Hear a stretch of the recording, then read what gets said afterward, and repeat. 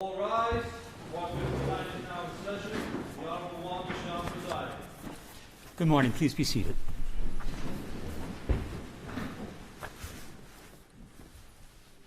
Calling Part 59 calendar number 1, Donald Trump, indictment 71543 of 23.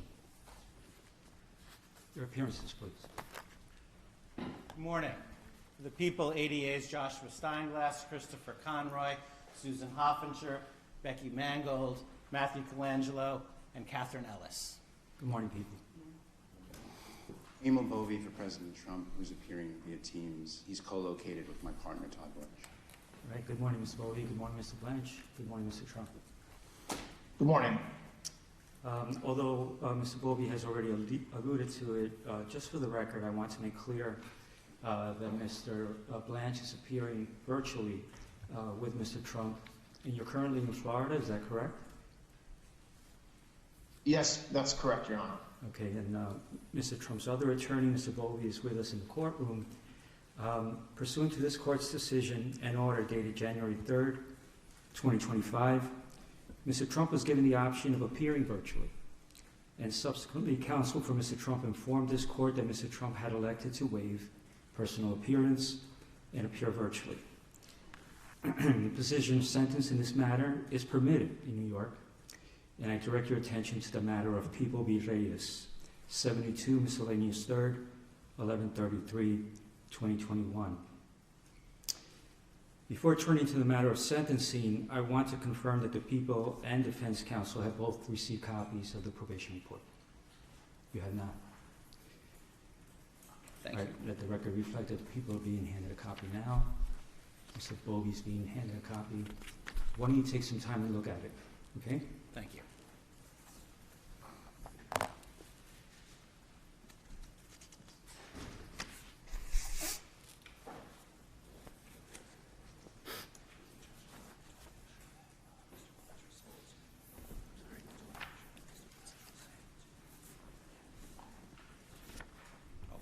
While the parties look at the probation report, Mr. Blanche, I'd like to confirm that you received an e-copy of the report.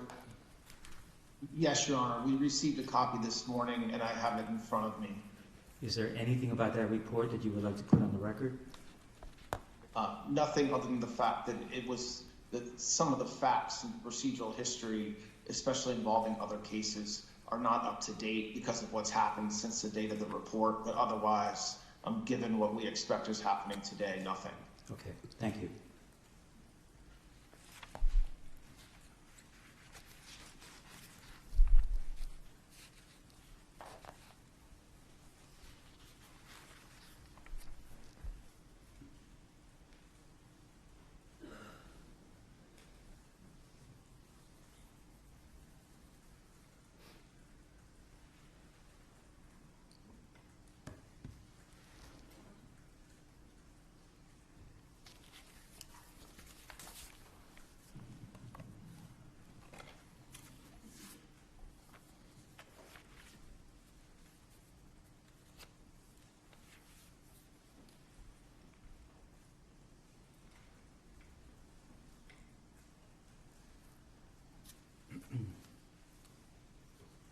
People, is there anything about the probation report that you would like to put on the record? No, Judge, I just need a couple You need more minutes, time? if you Sure. don't mind.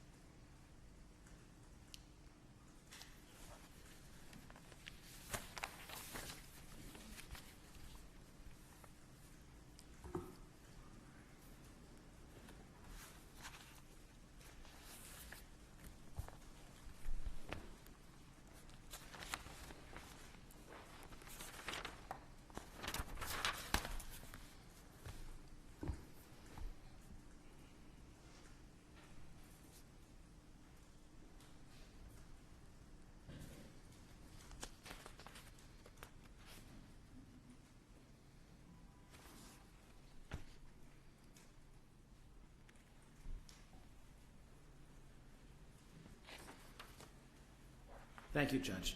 Sure. I don't think there's anything that we need to put on the record about it. Okay, thank you. Let's impose sentence, please. Donald Trump, you're before the court for sentence following your conviction by trial to 34 counts of falsifying business records in the first degree. Before being sentenced, the court will allow you, your attorney, and the assistant district attorney an opportunity to address the court with any matters relevant to sentencing. For the people, Thank you. Judge, where's the preferred place for me to stand? Wherever you feel comfortable. Okay. The defendant in this case, as you know, stands convicted of 34 counts of falsifying business records in the first degree, all Class E felonies. Each carries a range of authorized sentencing options for as much as 1 1/3 to 4 years in state prison to a variety of non-incarceratory sentences. In this court's January 3rd decision on the defendant's Clayton motion, Your Honor indicated an inclination to impose an unconditional discharge.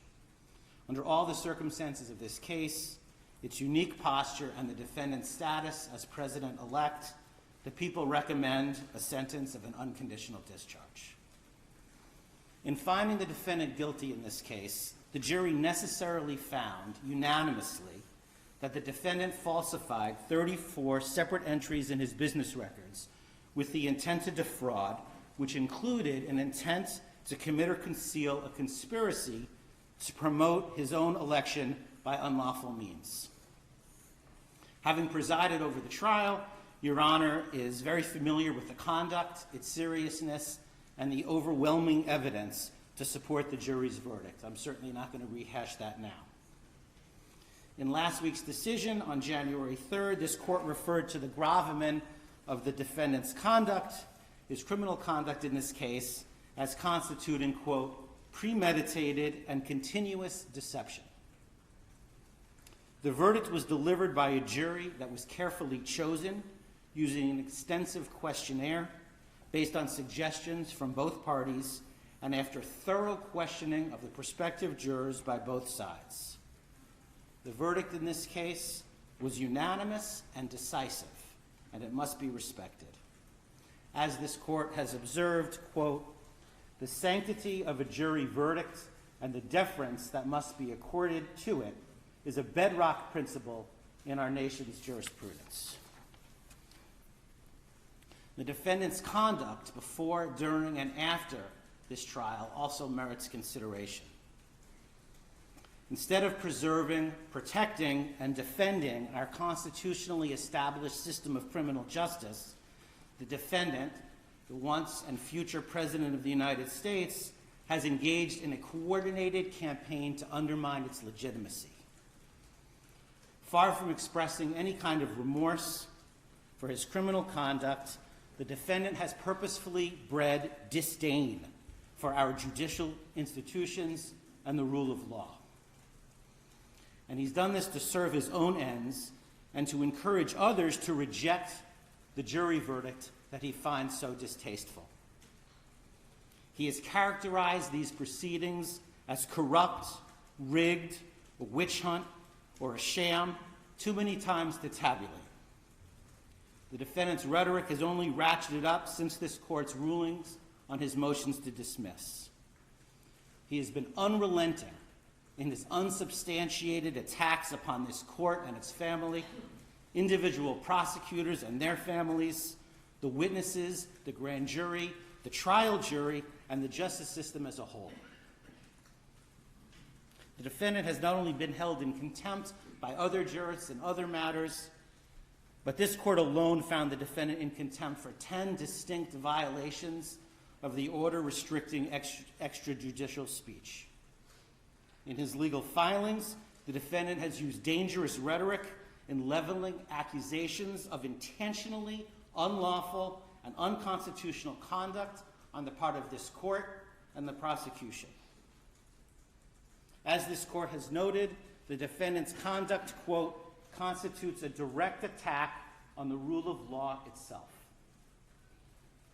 Moreover, the defendant has publicly threatened to retaliate against the prosecutors who have sought to hold him accountable in this and other matters, and the courts who have endeavored to fairly and faithfully adjudicate these matters. Such threats are designed to have a chilling effect, to intimidate those who have the responsibility to enforce our laws, in the hopes that they will ignore the defendant's transgressions because they fear that he is simply too powerful to be subjected to the same rule of law as the rest of us. In his 2024 end-of-year report, United States Supreme Court Chief Justice Roberts warned of the dangers of such conduct. Quote, "Public officials, too, regrettably, have engaged in recent attempts to intimidate judges. For example, suggesting political bias in the judge's adverse rulings without credible basis for such allegations," end quote. Chief Justice Roberts continued, quote, "Attempts to intimidate judges for their rulings are inappropriate and should be vigorously opposed. Public officials certainly have a right to criticize the work of the judiciary, but they should be mindful that intemperance in their statements when it comes to judges may prompt dangerous reactions by others." Chief Justice Roberts also spoke of the dangers of disinformation, which are, quote, "magnified by social media, which provides a ready channel to instantly spread rumor and false information." Put simply, this defendant has caused enduring damage to public perception of the criminal justice system and has placed officers of the court in harm's way.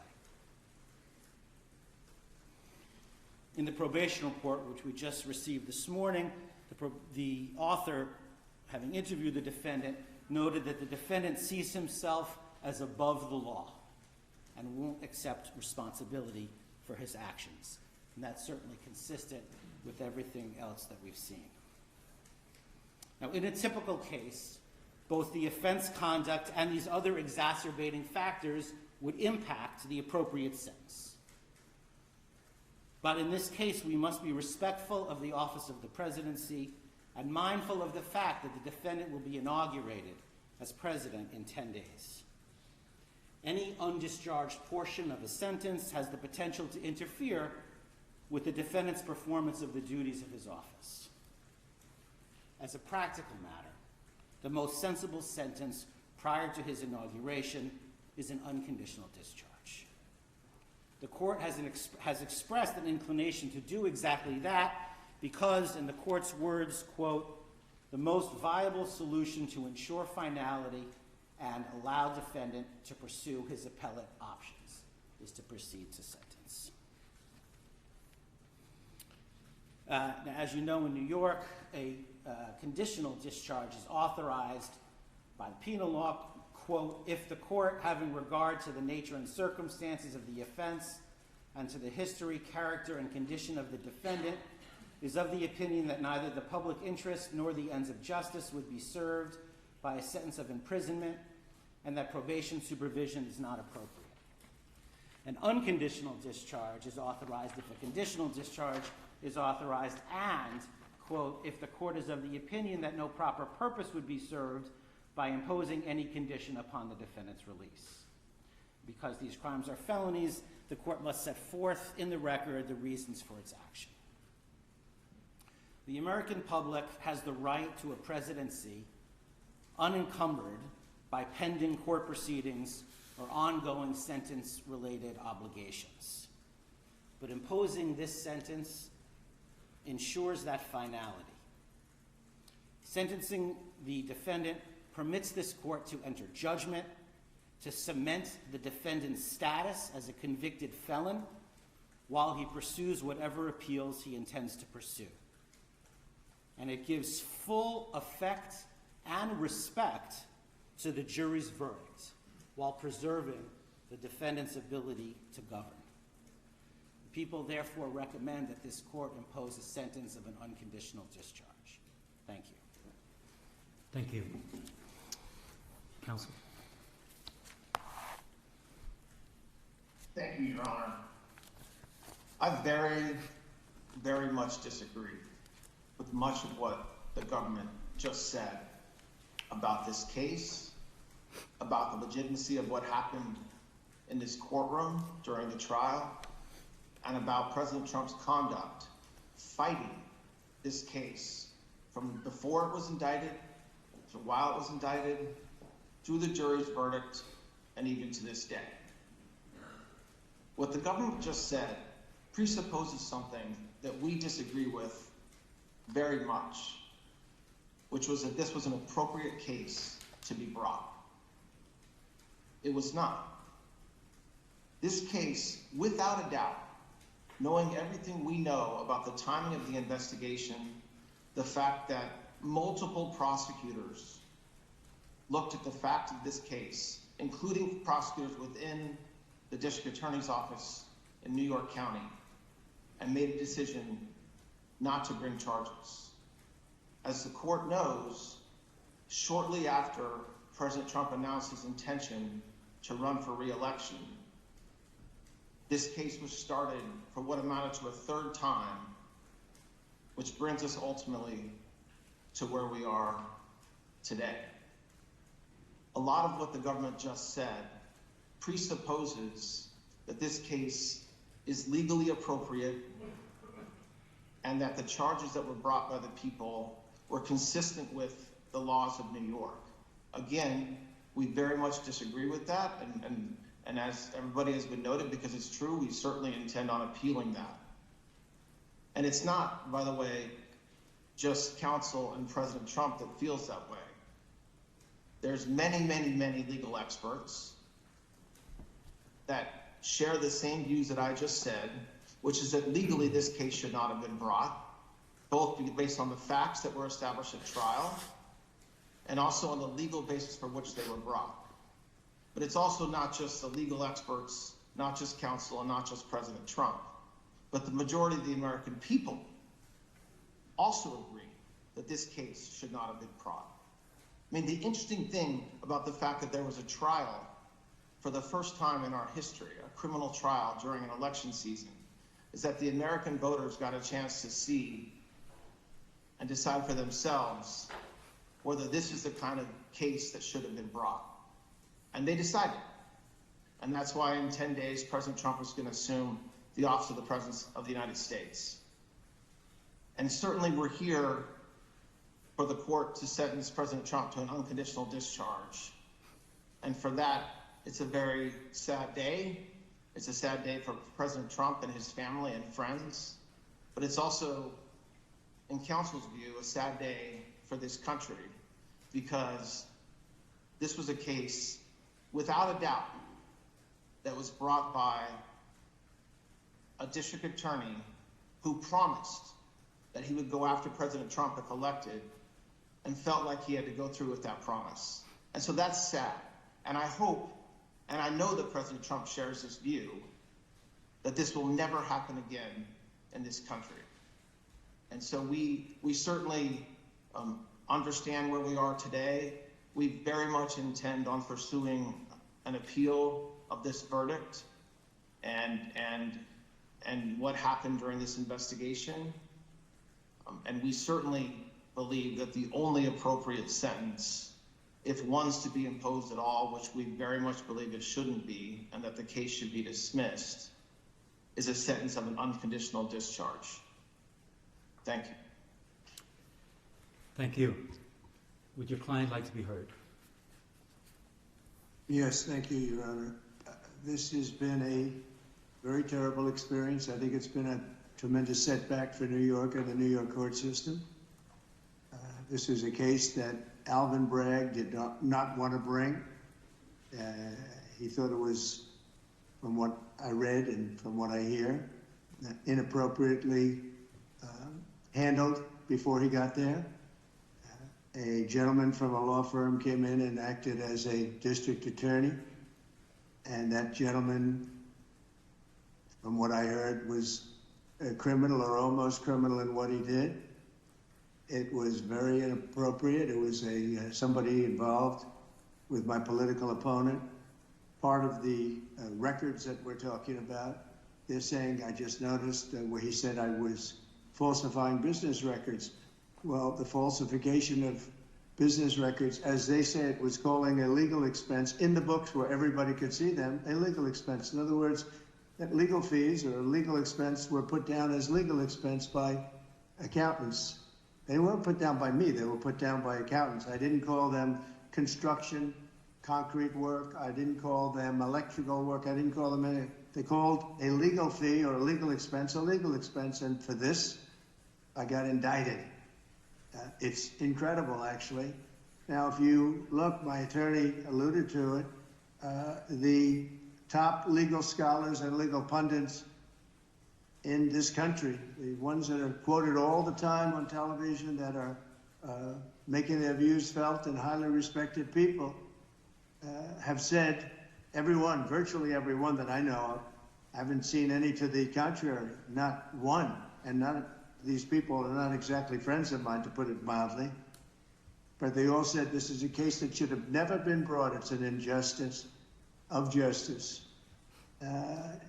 Very respected Jonathan Turley, Andy McCarthy, Judge David Rifkin, a wonderful man who just passed away, by the way, Greg Jarrett, Ellie Honig from CNN, of all places. CNN said that, Paul Ingratian, Alan Dershowitz, they all said this is not a case that should be brought. It's not, think about it, legal expenses are down as legal expenses, and I get indicted for business records. Everybody should be so accurate. It's been a political witch hunt. It was done to damage my reputation so that I'd lose the election, and obviously that didn't work. And the people of our country got to see this firsthand because they watched the case in your courtroom.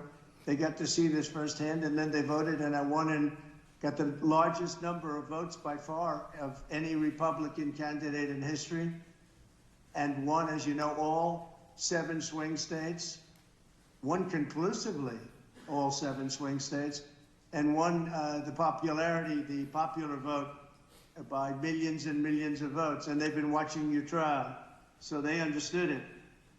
I wasn't allowed to use the lawyer-client privilege or the reliance on counsel. I had a lawyer that made this deal, and he admitted that. And he was also a totally discredited person. We weren't allowed to use the information from the Southern District that totally discredited him. It wasn't allowed to be put in. And that was terrible, unbelievable. And this is a man who's got no standing. He's been disbarred on other matters, unrelated. And he was allowed to talk as though he were George Washington. But he's not George Washington. He shouldn't have been allowed. The Southern District did a book of approximately 28 pages where I've never seen anything like it. They excoriated if you wouldn't let it be put into evidence. So he was able to testify as a witness, and I think it's a disgrace to the system. I was under a gag order. I'm the first president in history that was under a gag order where I couldn't talk about aspects of the case that are very important. I guess I'm still under, so probably I won't do it now. I assume I'm still under a gag order. But the fact is that I'm totally innocent. I did nothing wrong. They talked about business records, and the business records were extremely accurately counted. I had nothing to do with them. That was done by an accountant or bookkeeper who I think gave very credible testimony and was corroborated by everybody that was asked. And with all that's happening in our country today, with a city that's burning to the ground, one of our largest, most important cities burning to the ground, with wars that are uncontrollably going on, with all of the problems of inflation and attacks on countries and all of the horrible things that are going on, I got indicted over calling a legal expense a legal expense. It was called a legal expense. I just want to say I think it's an embarrassment to New York, and New York has a lot of problems, but this is a great embarrassment. I believe that this and other cases that were brought, as you know, the DOJ is very much involved in this case. That's because that's the political opponent they're talking about. The DOJ is very involved. You have a gentleman sitting right there from the DOJ who was from the DOJ's office. He was also involved with the New York State Attorney General's case. And he went from there to here. He went around and did what he had to do. He got them to move on me. But in the meantime, I won the election, and a massive landslide, and the people of this country understand what's gone on. This has been a weaponization of government. They call it lawfare. Never happened to any extent like this, but never happened in our country before. And I'd just like to explain that I was treated very, very unfairly. And I thank you very much. Thank you, Mr. Trump. Mr. Trump, you appear before this court today to conclude this criminal proceeding by the imposition of sentence. Although I have taken the unusual step of informing you in advance of my inclinations, before imposing sentence, I believe it is important for you, as well as those observing these proceedings, to understand my reasoning for the sentence I am about to impose. The imposition of sentence is one of the most difficult and significant decisions that any criminal court judge is called upon to make. Our legislature sets the parameters for an authorized sentence, but it is a judge that must decide what constitutes a just conclusion to a verdict of guilty. A court is vested with broad discretion in determining what sources or evidence it may consider to arrive at an appropriate sentence. In doing so, the court must consider the facts of the case along with any aggravating or mitigating circumstances. In my time on the bench, I've been called upon to grapple with this weighty responsibility for countless defendants who have been found guilty after trial for an assortment of offenses, ranging from nonviolent Class E felonies to the most heinous of crimes, including homicides, sex trafficking, and child sexual abuse. The task is always difficult and deserving of careful consideration, whether the sentence be an unconditional discharge or incarceration of 25 years to life. However, never before has this court been presented with such a unique and remarkable set of circumstances. Indeed, it can be viewed fairly that this has been a truly extraordinary case. There was unprecedented media attention, public interest, and heightened security involving various agencies. And yet, the trial was a bit of a paradox because once the courtroom doors were closed, the trial itself was no more special, unique, or extraordinary than the other 32 criminal trials that took place in this courthouse at the same exact time.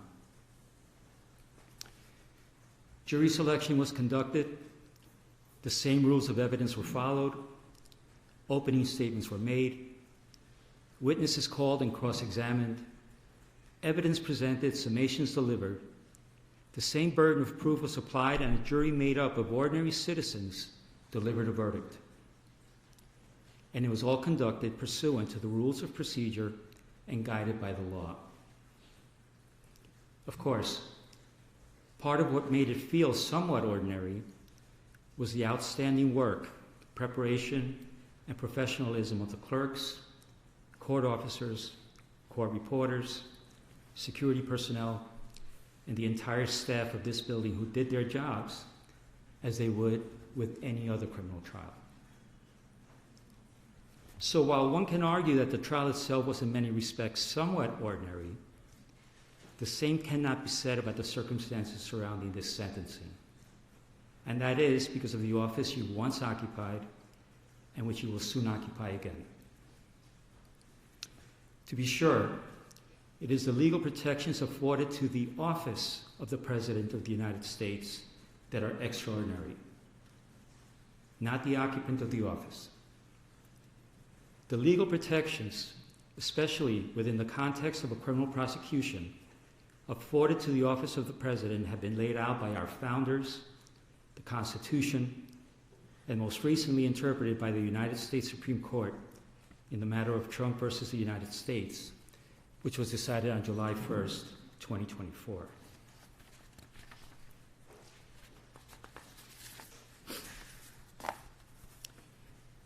As with every other defendant in your position, it is my obligation to consider any and all aggravating and mitigating factors to inform my decision. Some of those aggravating factors have already been articulated in my Sandoval ruling at the start of this trial, and by my recent written decisions on December 16th and January 3rd. Thus, they need not be repeated at this time. However, the considerable, indeed, extraordinary legal protections afforded by the office of the Chief Executive is a factor that overrides all others. To be clear, the protections afforded the office of the President are not a mitigating factor. They do not reduce the seriousness of the crime or justify its commission in any way. The protections are, however, a legal mandate which, pursuant to the rule of law, this court must respect and follow. However, despite the extraordinary breadth of those protections, one power they do not provide is the power to erase a jury verdict. It is clear from legal precedent, which until July 1st was scarce, that Donald Trump, the ordinary citizen, Donald Trump, the criminal defendant, would not be entitled to such considerable protections. I'm referring to protections that extend well beyond those afforded the average defendant who winds their way through the criminal justice system each day. No, ordinary citizens do not receive those legal protections. It is the office of the President that bestows those far-reaching protections to the office holder. And it was the citizenry of this nation that recently decided that you should once again receive the benefits of those protections, which include, among other things, the Supremacy Clause and presidential immunity. It is through that lens and that reality that this court must determine a lawful sentence. After careful analysis, in obedience to governing mandates, and pursuant to the rule of law, this court has determined that the only lawful sentence that permits entry of a judgment of conviction without encroaching upon the highest office in the land is an unconditional discharge, which the New York State Legislature has determined is a lawful and permissible sentence for the crime of falsifying business records in the first degree. Therefore, at this time, I impose that sentence to cover all 34 counts. Sir, I wish you Godspeed as you assume your second term in office. Thank you.